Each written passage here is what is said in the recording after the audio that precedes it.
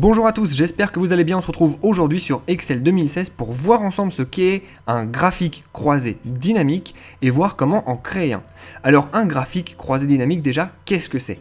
Eh bien c'est tout simplement un graphique qui va être lié à un tableau croisé dynamique et qui a comme énorme avantage de s'adapter automatiquement à ce qu'il y a à l'intérieur de votre tableau croisé dynamique. Vous voyez par exemple ici que j'ai un tableau croisé dynamique qui contient même des segments et j'ai un graphique croisé dynamique qui lui correspond. Et bien si je fais des modifications dans mon tableau croisé dynamique, par exemple que j'enlève une certaine date, et bien cette date va automatiquement s'enlever à l'intérieur de mon graphique croisé dynamique.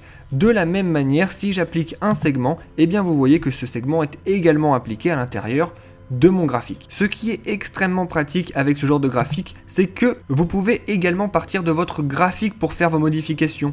Par exemple, à l'intérieur du graphique, vous pouvez filtrer certains champs de votre tableau croisé dynamique et directement voir le résultat apparaître dans votre graphique. Maintenant qu'on a vu à quoi servait un graphique croisé dynamique, voyons comment en créer un. Pour créer un graphique croisé dynamique, il vous faut naturellement un tableau croisé dynamique.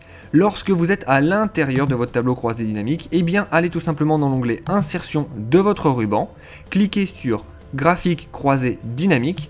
Lorsque vous faites ça, comme pour n'importe quel graphique, vous avez une nouvelle fenêtre qui s'ouvre pour vous demander de choisir votre type de graphique. Nous par exemple, on va garder les histogrammes groupés, ça nous va très bien, et on va valider.